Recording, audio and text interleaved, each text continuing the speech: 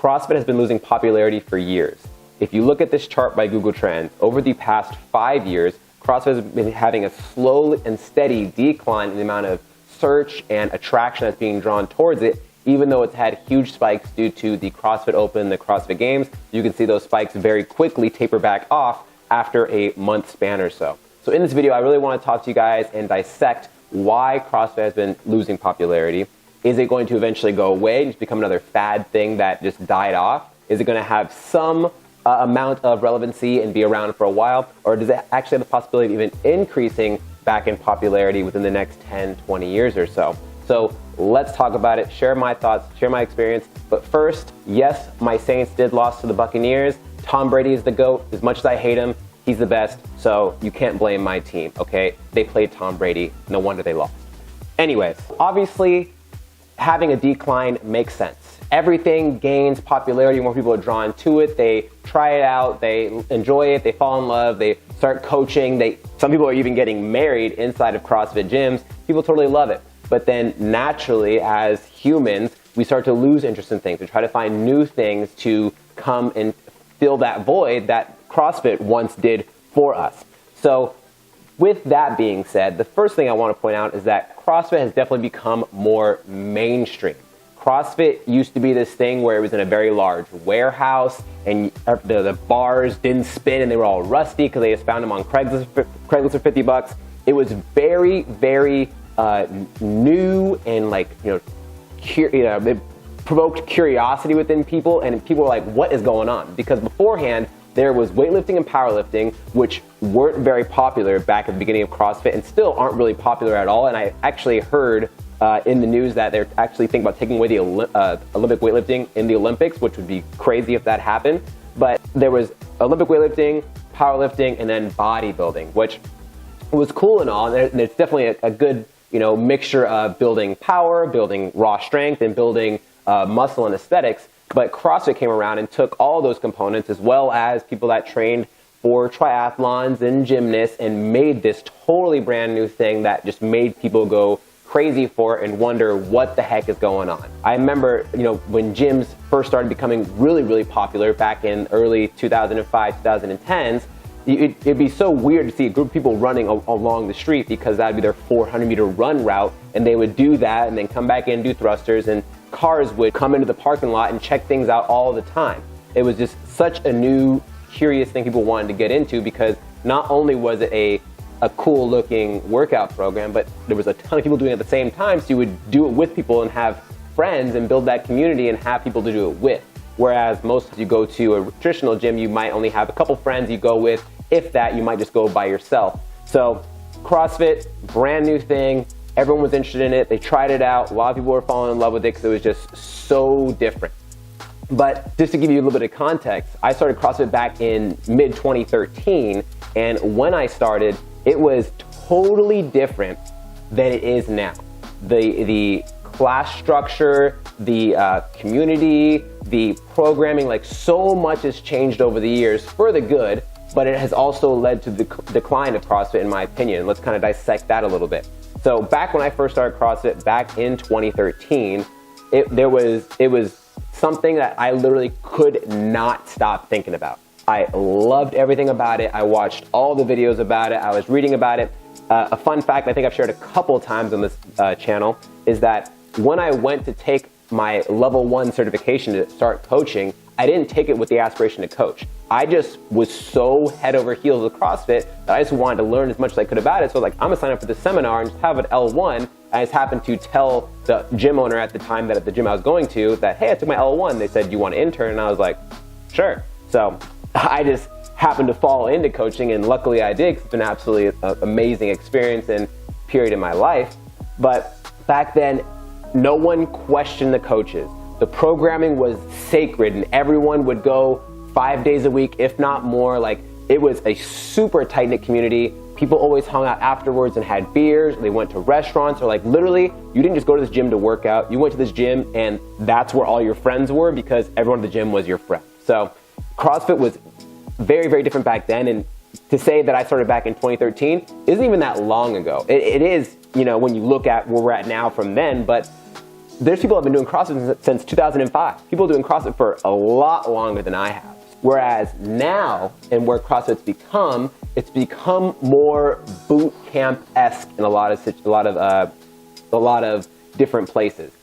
Some gyms will have boot camp classes, or like a HIIT class, or like a beginner class, whatever they want to call it, where it's like 30 minutes to 45 minutes. It's only dumbbells, no barbells. It's a very easy class people can just get thrown into with very little experience in functional movements and do well and get good workouts in without having to learn how to do kipping movements and snatches and all these other crazy things. Gyms also are in nice retail spaces. You could literally find a gym right next to a Starbucks, and it's a beautiful facility with brand new equipment, all these different things, and it's become more mainstream, which, in my opinion, has made it more of a feeling like Barry's Bootcamp or Orange Theory, or like a lot of these other type of boutique-esque fitness programs out there. It's one of these things people can come in, just get in a workout, and then head out. Because a lot of those types of places, it's a numbers game. Barry's Bootcamp, Orange Theory, they might have communities inside those gyms. I'm not going to argue that. However, their whole business model, the way they sell you classes, the way everything's set up and structured within the facilitating of that gym, it's meant to churn people in and out. It's meant to have classes run every single hour for as many times a day. You're paying by the class usually, which is a very premium price versus getting unlimited memberships like you would at traditional CrossFit gyms. But I see CrossFit gyms going towards that structure of having more, okay, a 10 class punch card is this amount, or 3 times a week is this amount. Back in the day, back when I started, and especially back before then, gyms were opening up all over the place, and they would take this 2-day certification and go say, okay, I know how to now program. And so there was a lot of things to learn at the beginning of the start of CrossFit. There was definitely a lot of poor programming, and as the years have gone along, programming has got a lot more efficient and safe and structured, and realize you can't literally do the hopper method where you just pull out a movement, thrusters and back squats. Cool, you're doing that for 20 reps and 17 rounds. Like, obviously that is not as much of a thing anymore as it used to be. It used to be just kind of like a hogposh of movements and workouts, and how hard can we make these workouts so that way we can crush people and they'll think, hey, I'm getting crushed, therefore I'm getting a good workout, which is a whole nother video in itself. But CrossFit has definitely changed from where it once began when it was on that steady incline. It has become more mainstream and more something that's just a traditional boutique gym, which in my opinion can go pretty much hand in hand with Orange Theory and CrossFit and Barry's Bootcamp and all these other gyms from the society's perspective. Although, in my opinion, inside of the gym, it's obviously very different. And I think CrossFit's much higher than these other workout programs out there. But it's turned into something that's become more just normal. It's not as hyped anymore. It's not as cool anymore. People still enjoy it. People still really like watching the CrossFit Games and the CrossFit Open because there's this huge draw to it.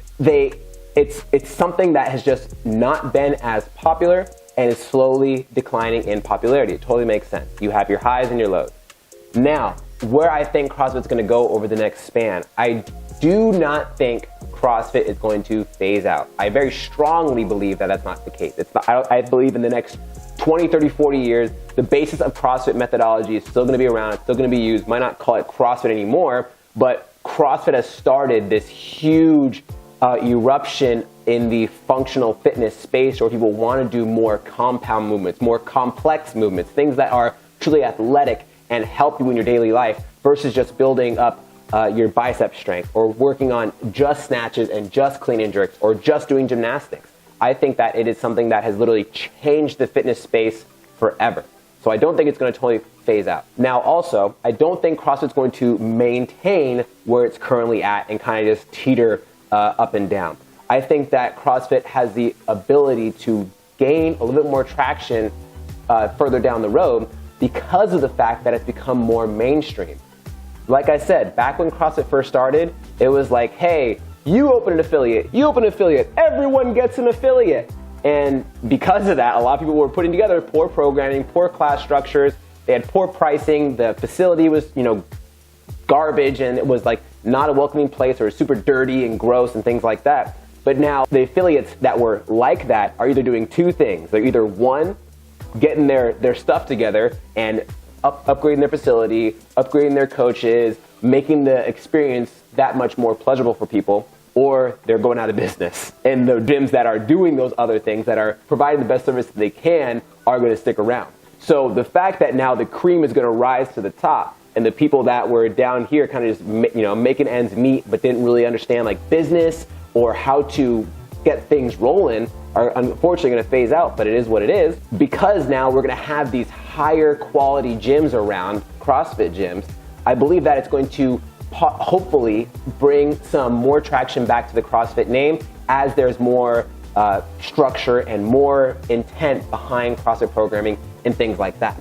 So CrossFit made this huge spike, with their biggest spike being back in around 2013 era, which is when I started, and has been slowly declining since. But I believe within the next few years, as those lesser gyms are being phased out and the high quality gyms are sticking around, it's going to slowly work its way back up. And the reason why I said that I think that in the next 40, 50 years, the CrossFit methodology will still be around, even though we might not call it CrossFit, is because there are a lot of gyms out there that started off with CrossFit in their name, and then once they built a name for themselves and become popular and they open up a second or third location, they don't need to put CrossFit in the name anymore. Think about NorCal, for example. Jason Khalipa's fleet of affiliates, or gyms now, he opened up a CrossFit affiliate. That's how he got started. He was a traditional, I think a traditional bodybuilder, like a personal trainer, and he would just work at a traditional gym, then he opened his own affiliate, and then he opened up multiple, and then he now has like 20 gyms, and he's crushing the game. I see a lot more gyms starting to do that, unless if CrossFit ups their game and provides more of a service to the affiliates that would entice them to keep that name. Because literally right now, all affiliates are paying for is the CrossFit name, is to be able to put CrossFit on their signs and on their pamphlets and all that kind of stuff. But if they've gotten to the point where people just come in because of word of mouth, because of their friends go to that gym, or it has good reviews, or this and that, why pay that $3,000 fee anymore? It makes zero sense, and there's zero need to waste that money down the drain when that money could be spent towards marketing and other things like that if they've already had their name built out. That is my thought on where CrossFit is headed. I believe that it's going to slowly start to taper back up, not tremendously, not like where it was back in 2013, but I do think it will start to gain a little bit more traffic as the bad gyms, the bad coaches all leave and get phased out, and the good ones are here to stay. So let me know what you guys think down below in the comments. Do you like CrossFit? Do you hate CrossFit? Do you love pizza? Let me know down below.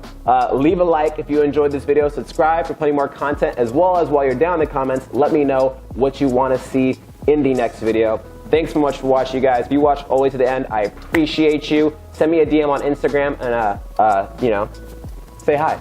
Have a good one, you guys.